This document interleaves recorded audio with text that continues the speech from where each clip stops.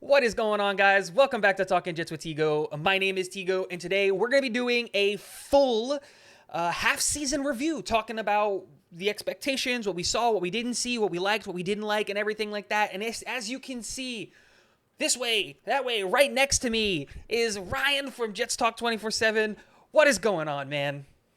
Dude, thank you for having me on, dude. I can't wait to talk some ball. I'm excited about our Jets. We are way further along than I think the majority of our fan base and definitely everyone in the media would have thought we would have been at this point in time. So very excited. Absolutely. I can confidently say that, like, even with me, I had very high expectations for this team. At the beginning of the year, in the offseason, I was like 10 wins, 11 wins. That's what I expect from this team. This team is built incredibly well, and that was even after the Joe Flacco, and we even exceeded that expectation for what we had going into the half. So let's just start talking about it, right? We're at the bye week. We're 9 weeks through. We got 8 weeks left. The New York Jets are 6-3. What was your expectation at the beginning of the season? You said, okay, into the bye week, I would like to be X. What was that, and how have the Jets, in my opinion, probably going to say, exceeded that expectation? What is it that they're doing that's helping them exceed the expectation that you maybe had set? So for the season, I was hoping the Jets would be at 9-8. That was where I thought like this would be a very successful season if we get here. I am fine with the season if we get to 7 wins. 7-10 is the floor. If we get below that, I'm going to be upset. And, when we lost to the Ravens week 1, I was like, man, we played well enough to win that game. We just didn't win that game. And like that pissed me off. The Browns game, we got the win, squeaked it out at the end. And I was like, you know what? Cool. I'm glad this was one that I had us winning, but I didn't love the way that we had to go about winning. Week 3, you go into it.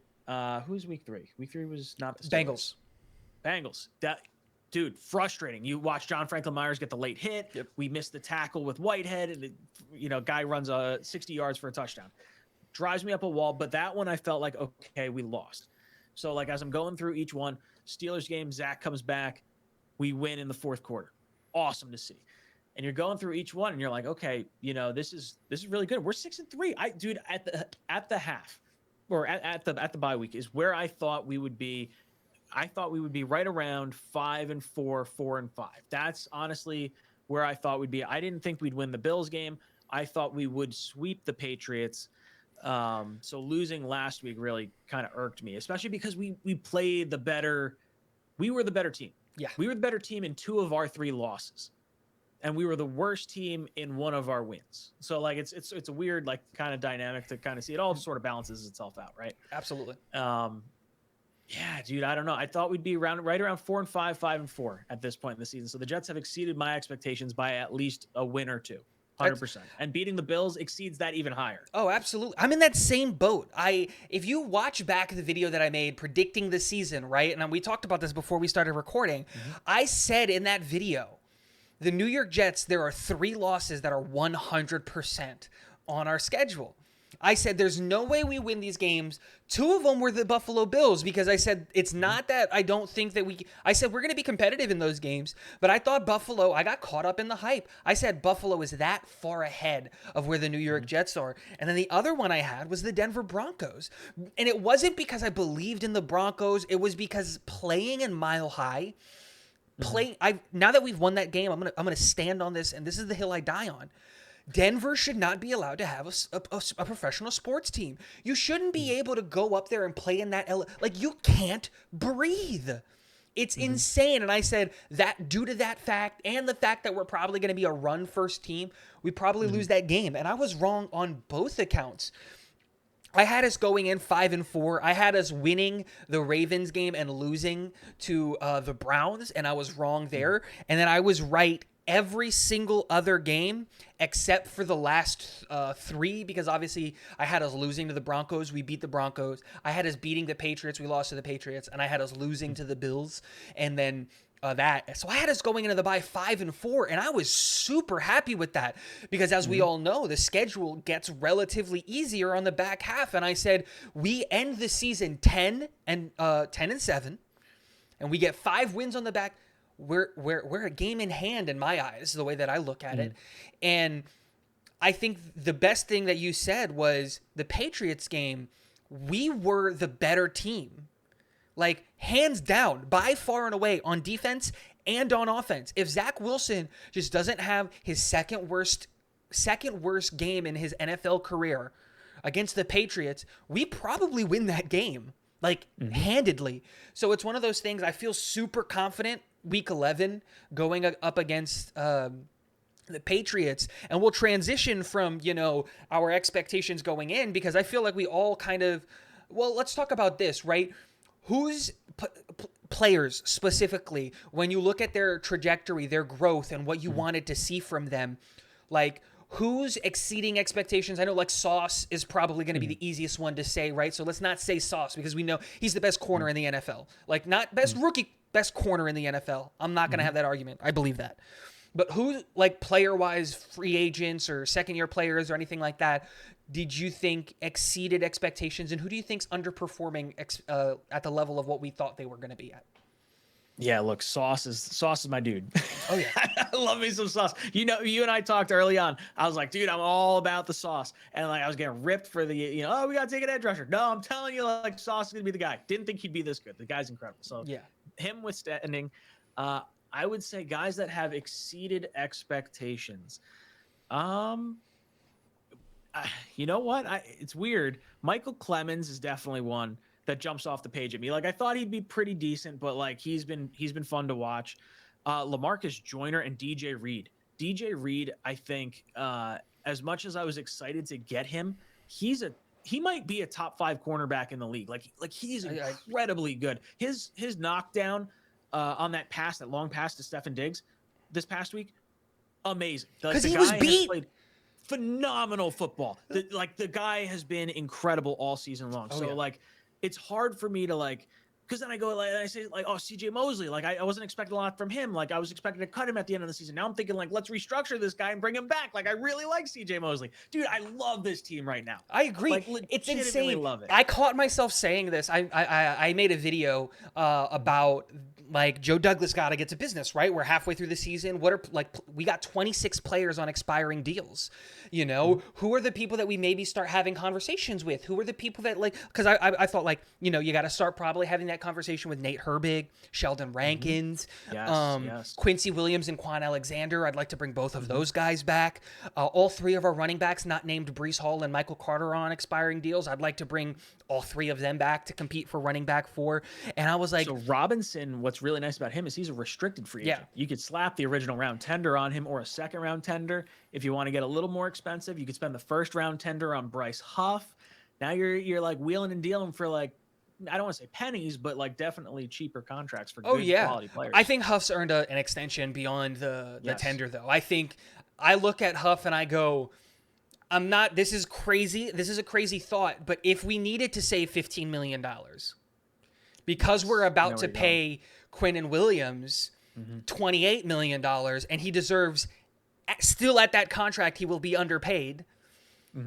You can cut Carl Lawson because Jonathan Franklin Myers is here on a pretty good deal with term. JJ's really good. I believe in I'm with Green Bean on Michael Clemens being the guy. And Bryce Huff is probably the best situational pass rusher in the NFL. He is, and that's not, like, when it's third down, and you've got to beat a left tackle or a right tackle, and you get one guy. I might call Bryce Huff's name more often than not because he's that good. Imagine if he could develop just a below average run stopping. Like, he would be amazing. He came out there all the time. Yeah, just imagine if he became a 3-down edge, like, if that's what he could be. But I think, like, I saw a lot of growth from a lot of the players going into the year. Like, I didn't expect Bryce Huff to be this good. I said that he's probably a cut candidate when I was making my original 53, just because we couldn't keep everybody, and that was a mistake. Quan Alexander, I was so the Quan signing, and I have never been more happy to be wrong about a player in that situation. And I know that this is going to sound crazy, but one guy that I think has been underperforming the level that I set him at is Quinnen Williams. And Quinnen Williams is really the best player on the New York Jets right now. But dude, he's the best defensive lineman in the NFL. I agree. I totally agree. He's had a great season. But the first 3 weeks really messed with him. And like, because I said That's what fair. I would like to see from Quinnen this his year. last 5 weeks, or what are we at? 6 weeks? 6 weeks. His Yep. last 6 weeks have been World beaters. so much better Yeah. than his first 3. But what I was like, yeah, no, exactly. And the thing that I was getting at is like, I expected him by the bye week to be at double-digit sacks, and he's at 7. I thought, I said Quinnen Williams. I said this, like, I said that Quinnen Williams is not only going to be the best defensive player on the New York Jets, not only is he going to be the best player on the New York Jets, he is going to probably end up being one of the top 5 players in the AFC and should get Defensive Player of the Year votes. And he's living up to that expectation. But I set such a high standard for him that at 7 sacks, 18 pressures, like all of those things, I was like, come on, man, I want more. I want more Q. That's absurd. And it's absolutely absurd. Ridiculous. No, it's ridiculous to have that expectation. But like Quinnen is so like this team. It's like you said, every aspect of it is just like we're overperforming on it. Like LaMarcus Joyner has played himself into another contract, and I cannot believe I'm saying that. I cannot believe I'm saying that. I wanted to like crucify this dude after 3 weeks. I was asking to punt him to the moon. I called on your show and we had this conversation about punting him to the moon, and he's legitimately played himself into another contract to be like a player's coach for, I'm hoping, the second round safety that we take, Jordan Battle, in the draft or whoever it is. But we're not having draft talk. Let's talk, and let's end the video on talking about, obviously we got 9 games left coming after the bye. We got the Patriots, the Bears, the Vikings, the Bills, the Lions, the Jags, the Seahawks, and the Finns. When you look at that back half of the schedule, knowing that we're 6-3, what are you expecting going into the back half of the season? What's happening there? Like, what do you, now that we're 6-3, your expectations have to adjust, right? Because I was, like you said, 9-8, 7-8, like 7-9, I'm sorry, are where you were expecting. We're 6-3, and we've looked a lot better than I think everybody's expected. How have you adjusted that? What do you expect, and how do you expect we end the year? So the way I look at the schedule, I sort of break it into 2 halves. So 4 games and 4 games. And I look at the Patriots, the Lions, the Bears, and the Jaguars, and I say we need to go 3-1 in these 4 games. And then I look at the Bills, the Dolphins, the Seahawks, and the Vikings, and I say we got to go 2-2. That's how I got to look at it. If we can go 5-3 over the course of these next 8 games, we make the playoffs, and we probably get the top wild card seed. I think. You don't think we can win the division with 5-3 off the back half of that, knowing that Josh Allen's probably going to miss some time? Now if Josh Allen misses like 4 or 5 weeks and he's not there for our matchup with him, that Bills game now goes into the Patriot tier of games. I don't consider that as one of like the top heavy hitting games because I'm not concerned anymore, or very, less so. Then I think our only concern is Miami at that point. And I think it makes Miami more of a must-get win at the end of the season than it was as far as a 2-2 split between the Bills, the Vikings, the Dolphins, and the Seahawks. So, like, I didn't expect the Seahawks to be as good as they are. Nope. I think we can win. Yep. Their defense but is that's atrocious a harder game outside than I of thought. Tariq Woolen. And, dude, the Bears game now it's interesting. It's interesting. It's not as fun. No, especially because with Justin Fields, like, I still have zero faith in his arm talent. Like, I don't trust his arm. But the kid just ran for 200 yards, essentially, right? It's insane. Right? Like, it's another one of those, like, if he can fix his throwing motion, in my opinion, he's probably going to end up being what a lot of people wish Lamar Jackson is, because he has a really strong arm, and like Lamar doesn't. He's like not an effective thrower of the football, but he's getting better. Justin Fields, if he can fix his throwing motion, he's not as athletic as Lamar, but he brings that aspect to the game. The Bears could be really scary with Justin Fields, but I was looking at the back half of the schedule, and I go, I'm gonna say it. I think we should beat the Patriots. The games that I say like these are like hands down are easy wins are gonna be not easy, but games that I have as W's 100% are the Patriots. I don't think we lose to the Patriots twice. I think we can beat on the Lions and the Jags. And there's 3 wins right there. That puts us at 9. And my thing is like, so now you're telling me we have to beat, and the way that I look at it is we need to get to 10 wins. If we get to 10 wins, we're in the playoffs. So you're telling me we only have to win 1 game between the Bears, the Vikings, the Bills, probably without a Case Keenum-led Bills, probably, Seattle, and Miami. I look at the back half of this schedule and I look at it and I go, that Miami game might get to a point to where it legitimately won't matter, and we're gonna play Mike White that game, and we're gonna play Bam Knight that game, and like we're just not gonna care because we're gonna already be at that point 10, maybe even 11 wins, because it's not that far out of the realm of possibility, right? It's 4 games. If we go 4-4 over the next 8 games, we're in the playoffs. The AFC is not as strong as everybody expected it to be. And that's the thing that I think people aren't really wrapping their head around, is that a lot of the teams that we expected in the AFC to be competitive, for example, the Broncos, the Raiders, the Browns, the Steelers. I didn't believe in the Steelers, but people did believe in the Steelers, the Colts, even the Titans. They're not as competitive as people believed it to be. And so I look at it and I go, if Josh Allen, and I'm going to knock on wood, I hope it doesn't happen because I want to beat Buffalo a second time with Josh Allen, just so that we can say we swept the Bills and Josh Allen, not we swept the Bills and then give them a little excuse to put an asterisk on it. I want to be able to say, you know what?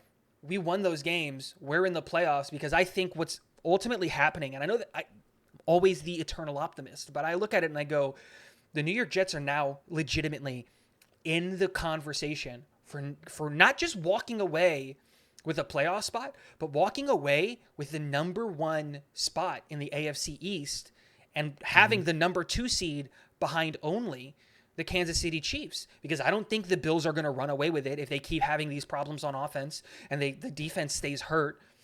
The Chiefs are the only team that I'm scared of in the AFC now, because the Chargers are playing like the Chargers, right? We don't know what they are. Any given Sunday, we don't know if we're getting the elite Chargers or the kind of bum Chargers. Broncos are done. The Raiders are done. The Ravens are frauds, in my opinion. The Bengals are turning up, right? And they're going to be insanely difficult to play against. But I'm not scared of the Browns, the Steelers, or anybody in the AFC South. I think we have a legitimate shot here to really make some noise and walk away with a top spot in the AFC East. Am I crazy there? Is that me just being an optimistic Jets fan, like looking at everything with Gotham green colored glasses, or do you think, looking at that schedule, that's like a possibility, walking away with 4 or 5 wins on the back half of the schedule? No, I think it's entirely possible. I do think that there's probably a little bit to, like, I think the games that are most critical to us are going to be the Baltimore games, the Patriot games, and the Bengals games, because we lost to those teams. Now, if we beat the Patriots like we think we will, that's less so. But you need to have the ability to get past those teams. So with the Bills losing Josh Allen potentially for more time, I'd almost rather lose to the Bills and have Josh Allen there to beat other teams than to not have him there, beat them, and then have Miami and the Patriots and the Ravens and the Bengals and all those other teams that, they have to face. I don't know what their schedule is, but I know they have to play the division again. I would rather them rack up some wins against some of the teams we might be competing with, but it allows us an opportunity to we might get the division. It's not out of the realm of possibility to consider you might get the division if you're the New York Jets right now. And it's exciting. It really is. You look at all the players that we have. I think this defense can stack up against anyone in the NFL. Yep. Like you said, the teams that were expected to be good are not where they were, or not where people thought they would be. It's exciting. And when I look at the Jets, it's still frustrating. I think what's interesting too is when I look at the first half of the schedule and the quarterbacks we played and the defenses we played and how we played, and I look at the back half of the schedule and I look at what these teams are now versus what I thought they were at the beginning part of the schedule, they flipped. I think the back half of the schedule got harder. It's harder than the front. Yeah, because it really is. But I think we're clicking right now where it won't matter. But I agree. It's not. It's not as easy as I would have otherwise thought. I think you're absolutely right. I think the back half of the schedule has gotten a lot harder than a lot of people had expected. Didn't expect the Bears to look like this. I didn't expect the Vikings to look this good. I didn't expect Seattle to be competitive. I did a video I have a Geno Smith Jets jersey. I did it in just because it was my power rankings video, and Seattle cracked the top 10. And I was just like, I got to put it because like Geno Smith. And this is going to be a later video that I'm going to be doing with somebody else where we're going to do our mid-season awards. I'm ready to give Geno Smith the MVP. And that's just because like it's most valuable player, not best quarterback on best football team. So I'm not giving it to Mahomes, right? Because Mahomes is the best quarterback on the best football team in the NFL. I'm not going to give it to Jalen Hurts because Jalen Hurts isn't carrying that offense. That offense is carrying Jalen Hurts. It's really easy to win games when you're throwing to A.J. Brown, and A.J. Brown is a top 5 wide receiver in the NFL. And it's just like those things where I look at it and I go, what Geno Smith is doing with that team that's around him, with rookie offensive tackles and rookie running backs and diva wide receivers and spreading the ball quickly and efficiently and accurately, like, man, what he's doing is absolutely incredible. But let's end the video there. If you had to guess prediction, you got to say it. Next, we end the season, your new revised expectation. The New York Jets end week 18, and we go into the playoffs or end our season. What's the record, and are we going to the playoffs? So I want 10-7. That's my new floor. Like my floor was 7 wins. I think my floor has now shifted to 10. I want to get to 10. You can get 4 wins out of the last 8. I think we can get to 11.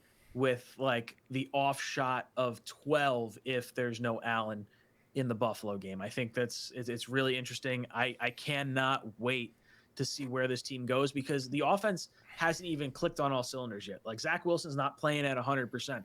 Like this team, this defense is holding good offenses to under 20 points. The Jets, I don't want to get ahead of myself, but like they're going to be, if they can get into the playoffs and they continue to play like they are and the Jets offense figures out what they got to figure out, a lot of people are going to like them to go far. Yeah. My new expectation for the Jets, like revising it, I think we're better than, like just straight up better than 5 of the 8 teams that we play.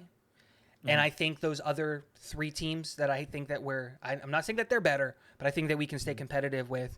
I think my new floor has become, not floor, right? If we got 10 wins, I'm ecstatic. But I think my new expectation is 11 wins. I think we should beat the Patriots. I think we should beat the Bears. I think week 13 is going to get flexed to primetime. Give me primetime Kirk any day of the week. I think we beat the Vikings. I have the Buffalo Bills game marked as a 50-50. Depends on it. Is it Case Keenum? Is it? So I'm marking that as a loss, just a split with the Bills. That makes a lot of sense. I think we should beat the Lions. I think we should beat the Jags. And then we don't know what Seattle's going to look like at the back half of this season. And Seattle's been in high-flying offense and a really atrocious defense. Well, they haven't faced the best defense in the NFL yet. What do we look like against Seattle? I have that marked as a loss tentatively, but that puts the Jets going into week 18 with 11 wins. At that point, 11-5. I have us losing to the Dolphins because I think we play Mike White. That's the Chris Streveler game. Oh, that would make me feel so good. That's the Streveler game. I would love that. They're playing for their season on the line, and the Jets are playing Streveler and Bam Knight just to give them NFL reps. And just and that's I'm being 100% serious when I say that. I tweeted it out, and as the season keeps going, I think the Jets are going to be in a position to where it's not going to matter at all what happens in week 18. And I can almost as confidently say it's not going to matter what happens in week 17. That by week 16, we would have clinched the playoffs, and it would have either... Week 17 is going to be a battle for who's going to walk away with the number 1 seed between us and the Bills. Because I hope, because I really, really do, I never want to see a player injured. I hope Josh Allen comes back and is healthy and he's playing lights out, because you never want to see a good football player go down. But that's really it. My expectations going into the season, like I said, were 10 wins. And they've adjusted to 11 wins, which is not a big deal, but it still is a big deal because we just played. It's a big deal. You know. That's a big deal. It's a big deal, and I think we go to the playoffs, and it's an interesting conversation. And yeah, any last minute closing thoughts before we wrap up the video, Ryan? Dude, I think what frustrates me the most about this team right now is the loss of Brees Hall and AVT. Oh yeah. If we had these two, I'd put 12 I'm wins buying down my easy. Super Bowl tickets. Like I like 100%. Like this team, once Zach figures it out, and what's crazy is like we just beat the best team in the NFL. We beat the Bills, the best team in the NFL, without our best offensive weapon, without our best offensive lineman, without our best running back. Like those three guys. You lost Zach Wilson's favorite wide receiver, our entire offensive production in Brees Hall, and by far and away our best offensive player in Elijah Vera Tucker. Like it's not close, and we still beat the Bills. Incredible. Yeah. Absolutely incredible. This team is built of something different, and it goes back to Joe Douglas, Robert Saleh, Mike LaFleur, Jeff Ulbrich, Brant Boyer. Like these guys have built a culture. They have changed how Jet fans, how players feel about this franchise. They don't know what they don't know. These guys came from winning cultures in college. They're all young. They're coming in here. They're like, no, we don't expect to lose. Like we're going to punch you in the mouth, and we're going to come at you play after play after play. And watching the types of captains and motors that they draft and bring in, I feel like even if we drop a player, the next man up is going to do like 95% of the load. Absolutely. And I love that. I think that my biggest, and this is going to be my last comment before we end it out, is not that is that we have players playing at exceptionally high levels. DJ Reed, Sauce Gardner, Quinnen Williams, Garrett Wilson. The list goes on of guys that are playing at the top of their games. But then the list comes of those guys that are about to be. You know what I mean? Like they're like so close to having that breakout to where now they're the conversation piece. And to me, I look at it and I go, JJ is man, he is so close. He's close. Good. He's so close to be like that where it's just like, oh, was he the best edge in the class? Like he's right there. Like he is so close to just blowing up and being there. I look at the same way with Sheldon Rankins before he got injured. Sheldon Rankins has been the Robin to Quinnen Williams' Batman, and people are not understanding how big of a loss Sheldon Rankins is. But I look at it and go, Max Mitchell's coming back, and I'm a huge Max Mitchell guy. For the bye week, I legitimately thought about buying a Max Mitchell jersey because I've been pounding the table for Max since before the draft. But we're going to get him back, so the offensive line is going to get healthy. Like, just imagine we're playing at this high of a level without even having our entire team playing at their max. What happens when Zach and it clicks? Yep. What happens when it clicks for JJ? I loved what Green Bean said, and he said Michael Clemens is walking to the finish line. What happens when he gets to that finish line? Because Michael Clemens is dirty. He's nasty. Scary. He is a nasty player. Jordan Whitehead has ramped up his production and how he's played every week. He's gotten better. What happens when he finally gets to... And I look at it and I go, Quincy Williams, C.J. Mosley, Quan Alexander, Jamie Sherwood for those couple of snaps. We've got players, and this whole thing of like next man up just gets the job done. We've got players that are like the next man up might be just as good as the guy that just went down.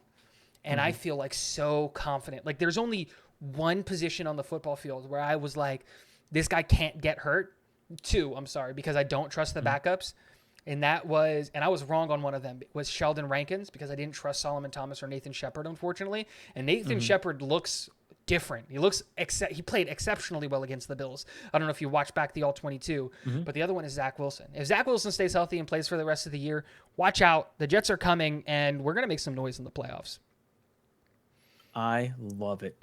The fact that we're talking about playoffs and not mock drafts right now just makes me feel all sorts of a way.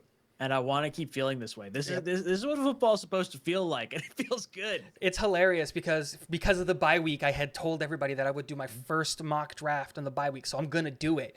But I don't know any of the players, so I'm reaching out to my friends. Like, I have a Texans friend he stopped watching the NFL. Now he just watches college football because he's like, we're going to have the number one pick. Who should I be looking at? Kind of a thing. I have Steelers fans doing the same, like friends that are like Steelers fans doing the same thing. And I'm like, I need you to tell me what's going on with these, like who's good, who's not good. I got to do a mock mock draft for the Jets, and I don't even know who the number 1 quarterback is. I don't know if there's an offensive tackle. Like, the only player that I remember is Will Anderson, and I have no idea if he's still good or not. And it's just like, I have no idea what's going on. But I'm so excited for what this Jets team is and what they're doing. Last question before we end it out. Do we ever wear the green jersey this year? I hope not. I'll be honest. The only reason I got the green sauce jersey is because they didn't allow me to buy the white sauce jersey. That's literally the only reason. I'm you waiting. Get it. I'm waiting for the white sauce jersey. I don't. The winning formula has been white jerseys with black bottoms. Yep. I'm cool with staying with that. And I'll be honest, I like the whites way more than this iteration of the greens. Yep. Alrighty. Ryan, thank you for stopping by the channel. It is always a pleasure talking with you guys. If you're not subscribed to Jets Talk 24/7, you're absolutely insane, right? So all of you who are already subscribed to him, go hit the like button on his most recent video. Go leave a super chat. Go do something. Ryan is awesome. I love his content. Every time I've got the notification bell on it.